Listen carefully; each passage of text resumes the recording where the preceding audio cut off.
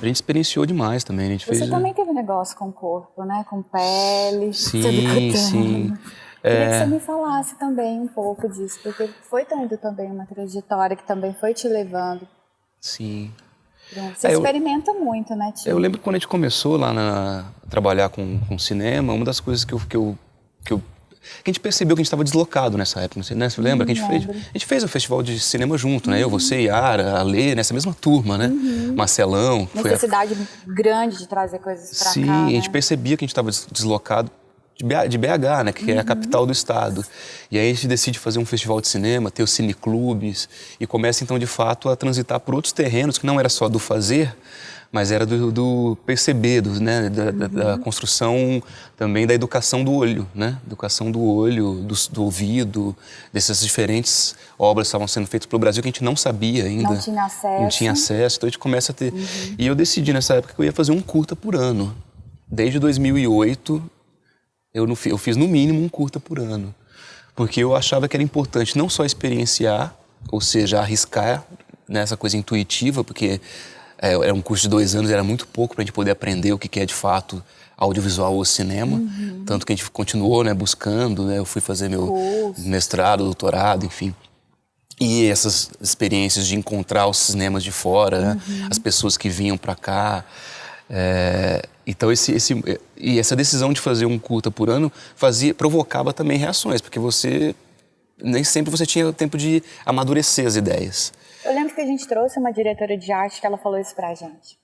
Porque ela deu uma oficina, não foi? A gente aprende a fazer fazendo. Isso ficou muito forte pra mim. A gente tem que fazer. Sim. Tem que fazer, nem que for pra não mostrar pra ninguém, mas tem que fazer. Sim. Né? Que é nesse fazer aí que a gente também vai descobrindo. E eu acho que só agora que isso vai se decantando pra mim, sabe? E eu tenho entendido, assim, que o meu lugar tá entre... Eu vou falar, parece que é um clichê, entre o documentário e a ficção, mas não no sentido clássico desse discurso, dessa discussão, mas no sentido entre o limite do impossível e do possível da vida, sabe? E por isso talvez a pele, que é esse lugar entre o fora e o dentro, de novo, né, esses territórios que se quebram, né? Essas dobras que vão sendo pensadas e ressignificadas, ou seja, esse limiar entre o que eu posso produzir enquanto discurso da vida real, mas o quanto que a nossa vida ela é poética e potente para romper isso que está dado, né? E eu fui amadurecendo os meus trabalhos, assim, eu senti também esse percurso. E é muito interessante, porque os meus documentários tinham muita fala também no início. E minha ficção tinha pouca fala, quase nenhuma. Né? Eu pego meus primeiros filmes, são todos silêncios, né? Aquele filme que a gente fez juntos também na universidade, 4 segundos. Só tem uma poesia no final, que é a poesia do suicídio.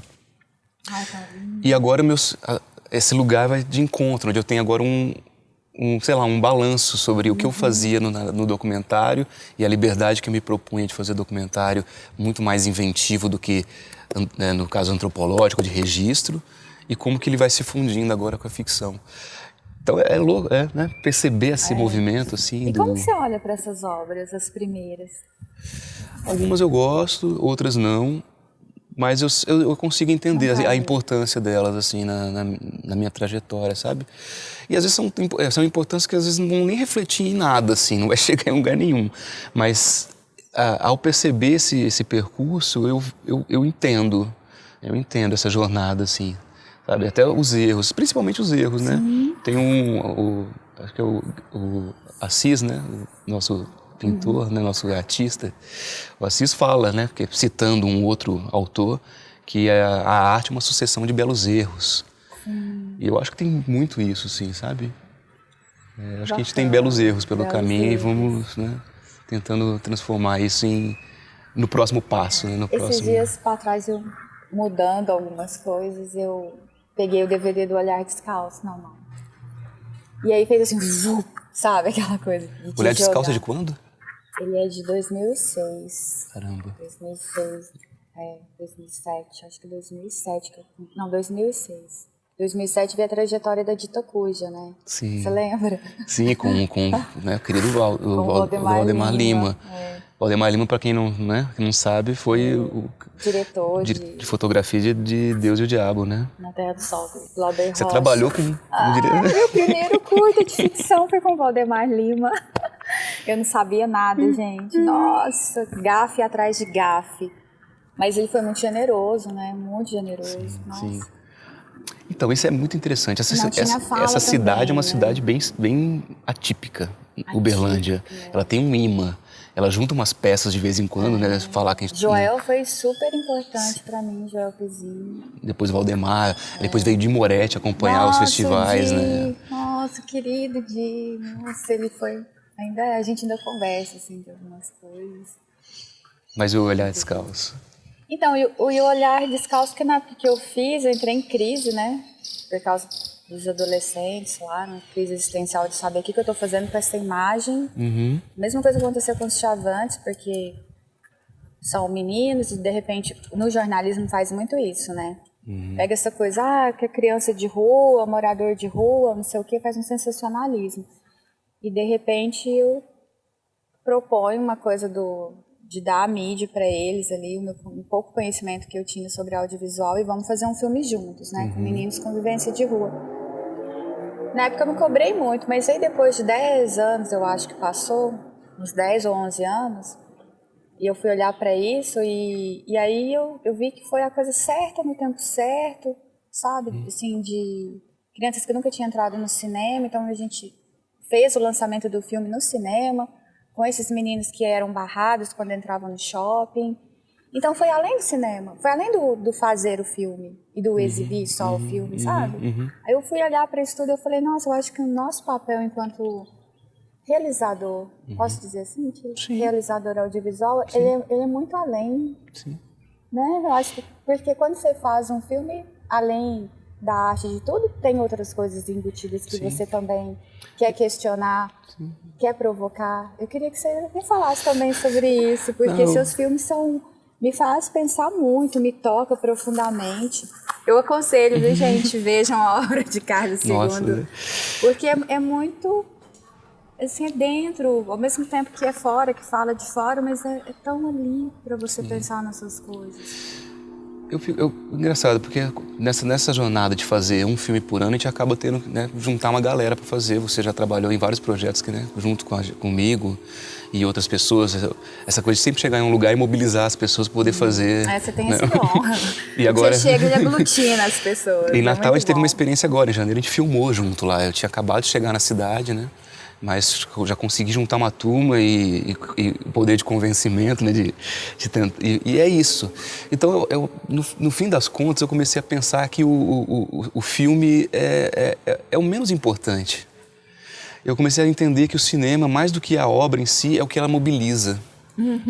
Essa mobilização nossa de fazer, a mobilização de quem vai ver. Ou seja, esse elemento que está no meio disso tudo, que é o filme, ele é o menos importante. Ele é só o elo entre esses diferentes universos que se encontram na hora de realizar e na hora de assistir. E o que isso mobiliza na gente, né? A potência que isso constrói no modo de pensar, no modo de agir, né? Nessa necessidade de se expressar, de falar dos seus sentimentos, né? Do que você está sentindo e fazer com que e juntar essas pessoas, porque quando a gente faz sem grana, a gente junta as pessoas que estão afim. Né? Elas não estão ali para poder fazer dinheiro. Elas estão ali porque elas compreendem que aquilo que está construindo junto é delas também. Né? Então você mobiliza, isso é maravilhoso, você cria um movimento, né? De novo, você cria esse território que vai se desfazer em outros, né? E como isso vai levar para outras experiências, né? Então, eu tenho entendido muito isso. Esse cinema, principalmente o que a gente chama de cinema menor, que é o nosso, não é menor na quantidade, não é na qualidade. Né? Ele é menor ainda do que o... Mas não é na qualidade. Não é menor. Ele é um menor no sentido que ele cabe em qualquer lugar, assim. Ou seja, ele consegue passar por buracos que os filmes grandes não passam. E ele mobiliza muito mais, eu acho. Então é muito bonito isso, sabe? Eu não sei, assim, como que isso acontece, porque eu tive um feedback de uma pessoa que é de fora.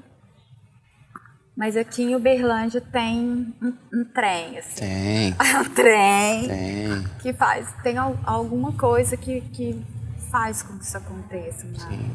Sim. Que essas pessoas se encontrem, que eu sou de Uberaba, né? Você nasceu em São Paulo, Eu nasci né? de São Paulo. E veio pra cá. E eu já vim mais velhinha pra cá Sim. e tal. E era uma coisa também que ia ser de passagem, né? Vou ficar 4 anos em Uberlândia. Amo essa cidade, mas vou embora. De repente estou aqui. E aí também vejo que não tem tanta essa necessidade enlouquecida de sair para fazer cinema. Sabe? Assim, o cinema tá aqui, né? Tá aqui. Tipo assim, igual você tá lá em Natal, mas assim, se te der a louca de gravar com todo mundo aqui, isso vai acontecer. Sim, sim. Ou se der a louca de gravar com todo mundo em São Paulo, Sim. ou no Sul. Então, assim, o seu lugarzinho pode ser em qualquer, pode ser no meio da montanha. Eu quero um dia. Mas assim, é isso, entender isso. Mas Uberlândia tem, gente, Danilão, que é um querido, que já fez altas coisas, que tá aqui. Várias pessoas, né, de juntar e generosamente colaborar com a produção. Porque eu tô colaborando, mas eu também tô aprendendo. Claro. É uma via de mão dupla, né? Sim. Não tô só doando, né? Também estou recebendo muito. Quando você me convidou para fazer direção de arte, do Ainda Sangro por Dentro, nossa, eu me senti assim tão... Nossa, não vou falar assim importante, mas eu me senti lisonjeada, assim, porque tem muita gente que faz isso em Uberlândia, faz fora, você conhece muita gente, né? E eu falei assim, nossa, tinha que confiar, né? Essa parte que é uma parte, eu acho tão delicada, né? Assim... Porque ela tá ali, ela pode passar despercebida ou ela pode gritar, né? Sim. Então é uma linha muito tênue entre eu poder te ajudar e te atrapalhar, né? Sim. Então isso foi uma experiência fantástica. Do Ainda Sangro por Dentro, porque uma coisa assim muito forte. E a técnica que você usou, assim, para um dispositivo para os não atores que você traz, foi muito bacana também. Nossa. que Foi um filme é meio incrível, psicológico, né? O negócio, né? Sim. Assim, eu acho que vários diretores têm suas técnicas de como dirigir os atores, os não os atores.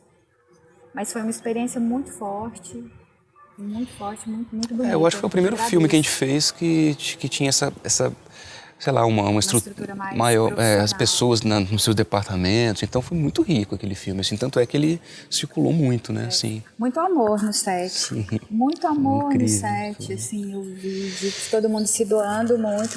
Que eu acho que é uma coisa importante para quando você vai fazer audiovisual. É que a equipe se respeite a função de cada um. Eu falo não que o diretor seja o mais importante, mas ele é o que vai orquestrar, né? Sim. Então ele é o regente, então o cara da flauta não vai poder orquestrar, entendeu? Sim. Então, assim, é olhar para isso com carinho. E a flauta ela é super importante num determinado momento, sabe? E eu acho que quando isso está muito claro, aí, assim, fica visível no filme. Seja ele curta, longa, seja ficção, documentário. Quando você consegue reunir essas pessoas e essas pessoas entram para dar o melhor de si na função que está fazendo, é 70% de sucesso. E esse encontro de pessoas também é interessante, porque cada um tem sua experiência, né? Tem o seu lugar, né? Esse lugar que veio, né? Então, o que você traz para dialogar com o que eu estou pensando, isso potencializa essa obra, né? Então, essas trocas, elas são muito necessárias, né? É lógico que a gente sabe quando às vezes não tem condição, porque é grana, né? Fazer cinema é uma arte, é uma brincadeira cara, né? Muito cara. Então, mas quando a gente consegue, né, fazer isso que a gente fez, de aglutinar pessoas, enfim.